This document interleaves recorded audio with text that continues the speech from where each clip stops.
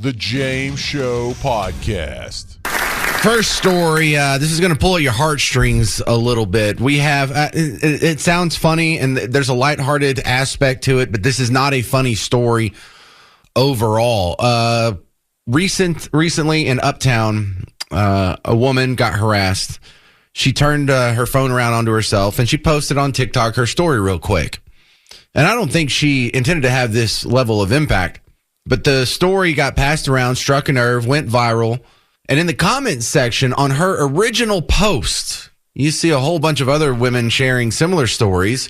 And it turns out it's probably with the same guy.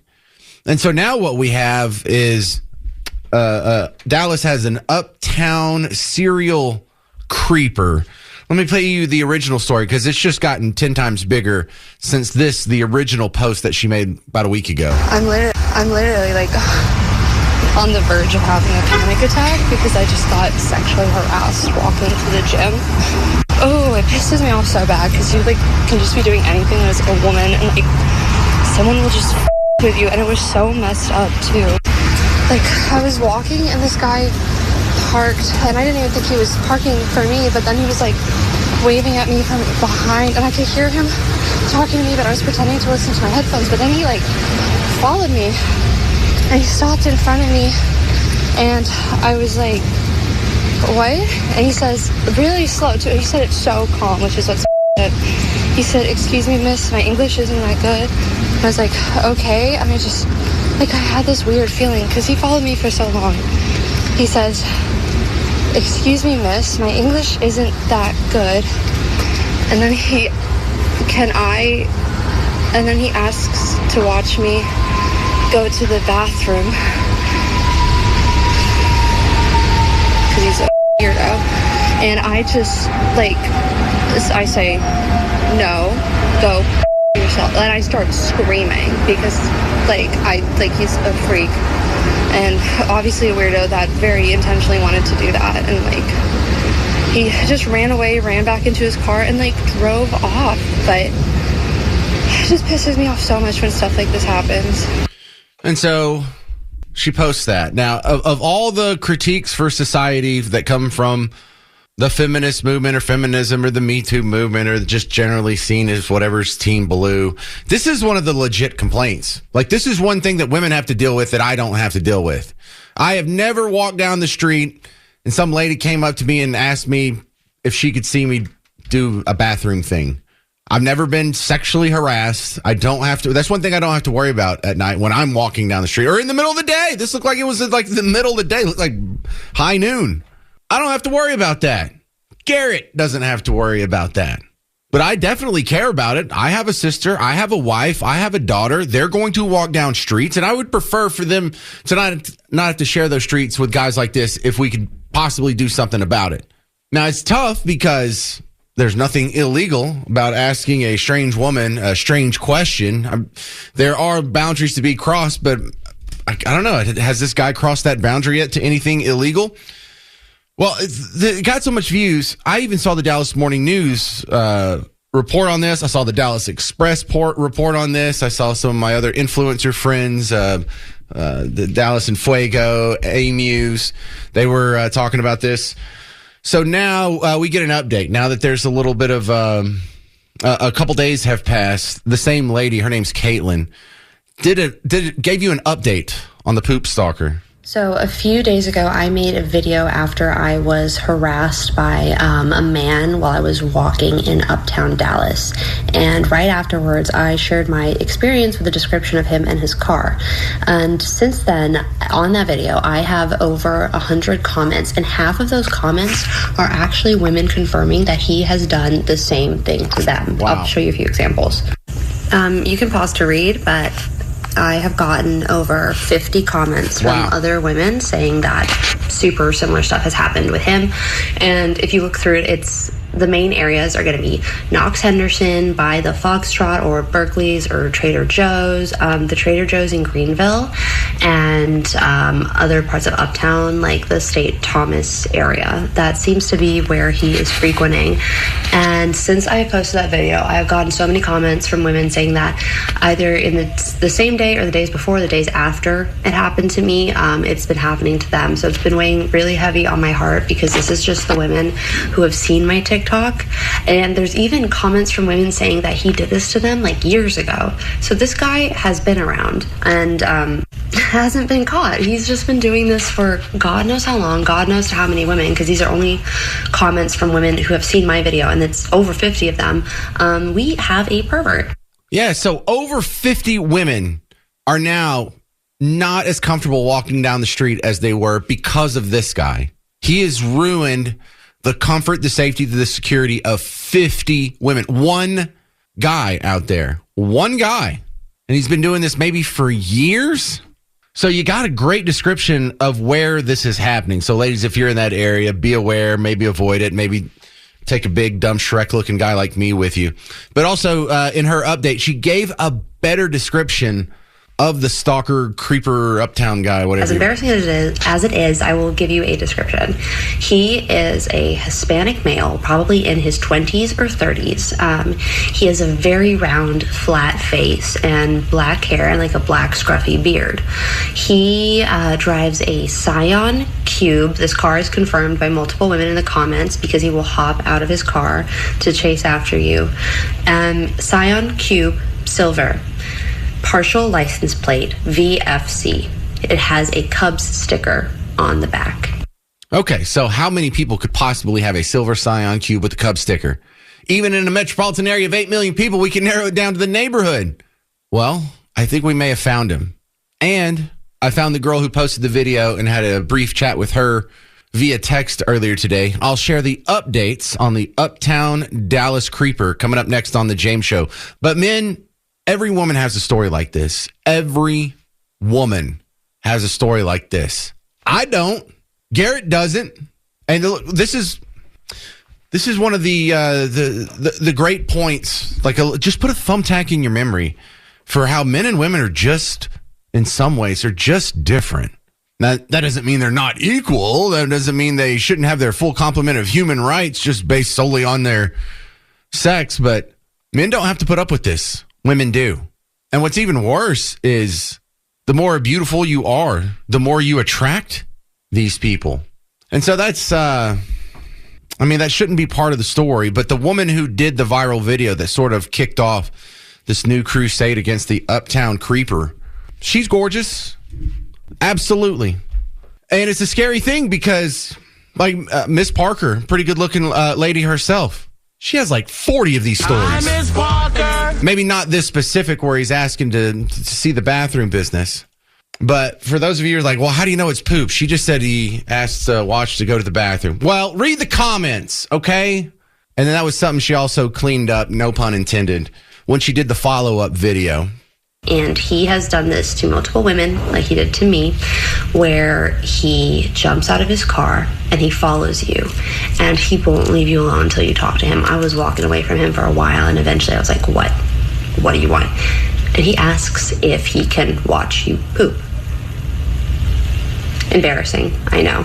But that is basically what happens. And I have comments from over 50 other women confirming he did this to them, and then he runs away. Okay, now after the first video, she didn't do a police report. In the second video, she kind of explained why, because that was kind of fleshed out in the comment section. And this is a heartbreaking part of the story, in the fact that, you know, it's not just that the police are incompetent or evil. There's not a whole lot they can do. So she explains that. I'll see about filing a police report. I honestly don't have a lot of trust in them. Last year, I was almost punched in the face in a random attack by a man, where I did the same thing as I did with this one. I started screaming my head off, has worked pretty well, and he ran away. So the last time when I almost got punched in the face by a guy, I called 911. They never sent anyone. So the reason I made a TikTok was just because I didn't know what I could even do in this situation to help myself. But by doing that and it going viral and other women coming forward, it has taught me that, like, I'm not alone. And now we have more than enough evidence, hopefully, to actually do something about it and prove that this guy is around, he's doing it to multiple women, and that the police or someone needs to step forward and take some action, because it's not fair. But you and I both know that it never stops at the creepy questions. It never stops at the following women around. These guys that are driven by some sort of weird sexual compulsion, they start by peeking in windows, and then they break in, and then they may touch, and it always ends up with bodies under the basement, digging up under the floorboards, all these skeletons. You know, it starts off, well, he asked me something really, really gross, and I know we have freedom of speech and whatever, and so there's only so much we can do, but then it ends up with you have a basement in the dungeon, your wife, puts the lotion on its skin, or else it gets the hose again. This is no laughing matter. People like this don't stop until they're forcibly stopped. They don't follow this compulsion, and then it gets old, and they start playing Fortnite. It just keeps escalating and escalating and escalating until some woman really gets hurt, until it's more than just words. And I don't have any quick answers for this, because I guess legally speaking, there really is a limit to what people can do. Do you have an answer? What do we do about creeper guys like this? So I went and I found the lady who was brave enough to share her story on TikTok to kick all this off. And I want to share a couple things that we had in our exchange. Now, number one, she has contacted the police. That's the first thing you should know, is this has escalated. Number two, you'll be happy to hear that they have fully identified him. She says she has fully identified him. Now, the police say they can't do anything now because even though it's creepy as hell, it's still technically not a crime. And so now they're trying to work out some of the victims. So now if we find a victim that's like 16 years old, can we say that's, a crime now because it involved a minor? And so they're working on some stuff. But as of right now, the police say don't share his name out. I don't know it, and she didn't tell me. But they said not share it out. I think they're working on what can they do. Is there something they can do? I also, I made the assumption that he was an immigrant. I didn't distinguish legal or illegal because she described him as a Hispanic guy. And he also said, I'm sorry, my English isn't so well, but can I, yeah. She says he's a massive Trump and Elon supporter, actually. No, I don't care who he supports. He needs to go away. He needs to go to jail or get the hell out of here or be put in some sort of rehabilitation program. But he's a weirdo. We have weirdos. How do we deal with them? How do you stop a guy like this who really hasn't done anything illegal yet? Can you make it illegal to ask a woman that? How would you do that without abridging freedom of speech? How would you do? How would you just make it that specific, one specific wording, or can they use different euphemisms for it? Yeah, and I'm telling you, I don't have the answers for this, and I find that to be a big problem because these guys have a tendency to keep escalating their actions. Their compulsions keep getting bigger and further down the rabbit hole. And this echoes a lot of what you're seeing with Epstein, with Puff Daddy, even with the guy that I did the story from Bug Tussle last week, where in my hometown, there's some weirdo that likes wearing a diaper and talking to little girls. Can we just, we can't just take him and push him in the wood chipper. That sounds like the easy answer. But what do we do about this? Because there's a theory out there for so many of these rock stars that end up doing weird, kinky stuff that most people don't get into. It seems to be a progression for a lot of them. Some people are born psychopaths or some people are born divergent, but then some people sort of socialize themselves. Sociopathy, how would you say that? Where it's described as, if you have a one-night stand, it's you and another human being just using each other for instant gratification. Nothing long-term. Nothing meaningful, nothing deep. It's just right there. They're an instrument for your personal, immediate pleasure and then discard it immediately afterwards. Now, if you do that one time, you're not a sociopath. That's what sociopaths do. They just see other human beings as a resource to be used and thrown away at their will. But if you do that over and over, if you do that 10, 20, 100 times, you can make yourself into a sociopath. And then what happens? To get that next thrill, to get that next hit, to get that next accomplishment, it just keeps getting worse and worse. So then you've got to introduce other things. Okay, so I did a beautiful woman. Okay, how about the most beautiful woman possible? Okay, fine. What about two at the same time? What if we introduce dudes? What if it's the whole orgy? What if we start doing baby oils and hookers and drugs and it gets out of hand? And so this guy is sort of the poor man's version of that. We see that with the elites. We see that with Ghislaine Maxwell. I spent too much time filling my brain with that nasty stuff over the weekend, where she talks about when she first hooked up with Jeffrey Epstein in the early 90s. They were just some wild swinging kids. Yeah, sometimes, she liked girls and guys, and he liked girls, and they'd like girls together. And then she observed that the girls just kept getting younger, and she got uncomfortable with it. And I mean, sure, she's saying that now. But that seemed to be a downward spiral as well, where he wasn't the nasty sexual predator that we all know and love now. When she first met him back in 91, I think it was, she said. Puff Daddy didn't start out doing all that nasty stuff you heard in the Cassie testimony during his trial. And so many of these guys, like this guy, he didn't start out doing this. He may have been doing this for a while, but this started off with something a little more innocuous, a little less dangerous. And he's going to keep until he has stopped and until he has met with significant negative consequences for his creeper actions. It's only going to get worse. And I do not want to be coming on the show in 6 months from now, a year from now, 2 years from now, and telling you about how, well, he finally did something we can lock him up for, because that just means we allowed another victim to happen when we already had red flags all over this guy. My next guest, he is the legal analyst for the James Show from TexasDefenseFirm.com. It's our buddy Jeremy Rosenthal back on. Welcome back, Jeremy. How's it going, James? Well, not too good. We had the issue here. I don't know if you saw the story. We were talking about it before you came on. There's a serial creeper in Uptown Dallas who follows women, approaches them, asks them inappropriate questions, and they scream and run off, and he jumps in his Toyota and drives away. And the cops say there's not really a whole lot they can do about that. What's your thoughts as a lawyer, Jeremy? I'm trying to think of what type of offense he has committed under Chapter 42 of the Texas Penal Code. That is, we have a lot of offenses for disorderly conduct, offensive, provocative type things. Those are Class C misdemeanors, meaning those are traffic tickets.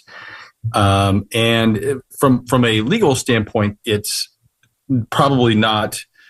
It's unnerving, but I don't know that the Dallas Police Department considers that a priority. From an investigation standpoint, you got to put a little bit of muscle behind this and a little bit of hustle. You've got to probably look at some cameras. You probably got to look at some surveillance type things. You're looking for an identification, just like you would if there was, say, a flasher or somebody who's committing offenses in public like that. If the guy's got any brains, and he may not, then he's probably doing these types of things in places that are hard to detect. These are sort of paper cut offenses. They're pretty serious to the victims, obviously, but it is challenging for law enforcement. I think that much is true. That's terrible. All right, so let's just move on to the next creeper story, this Ghislaine Maxwell audio that's leaked out. I'm sure you hadn't had a chance to listen to it all, but is this odd for us to get a police interview of a prisoner like this? It's very unconventional. And you've got the fusion between the legal issues and the legal concepts, and obviously a very highly political one too.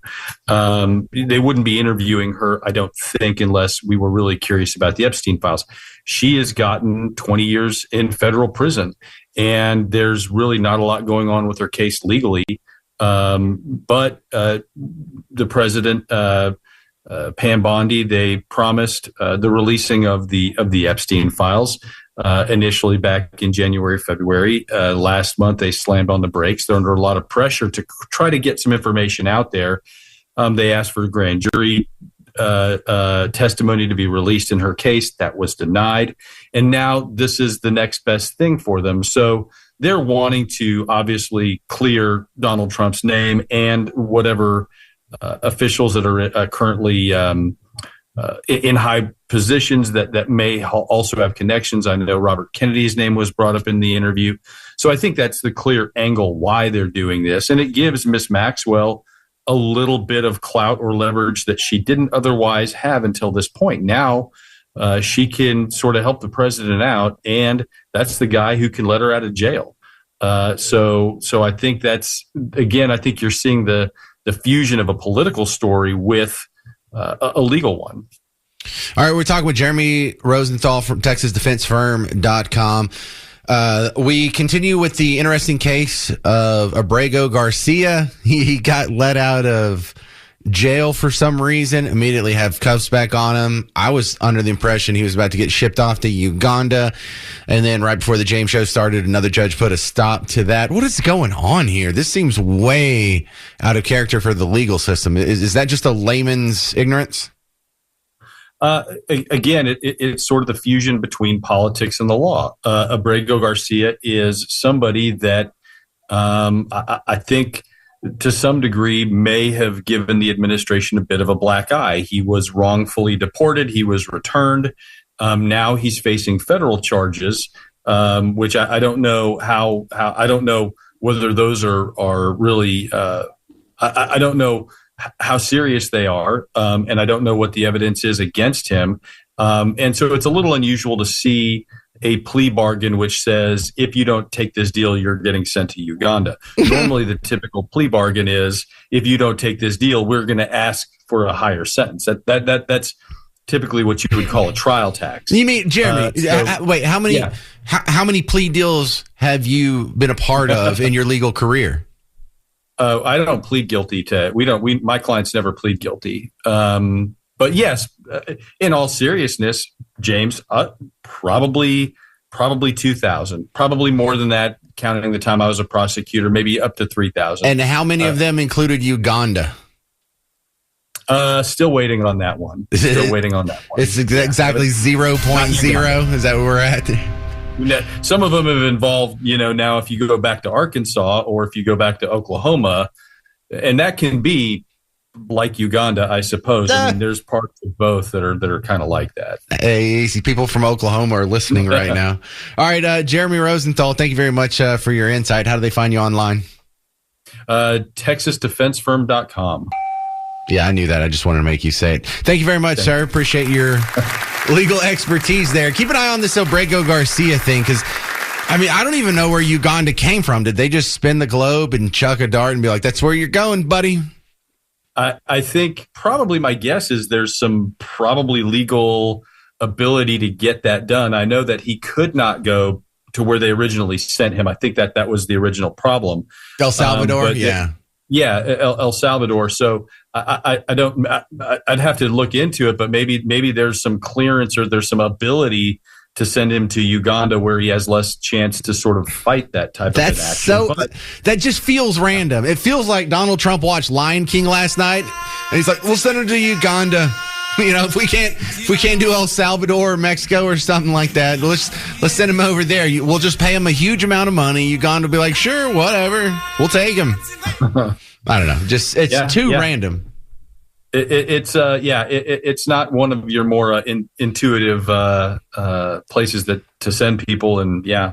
All right, thanks again, Jeremy Rosenthal. We will talk to you again soon. I'm James Parker. It's News Talk 820 and 93.3 FM WBAP. The James Show Podcast.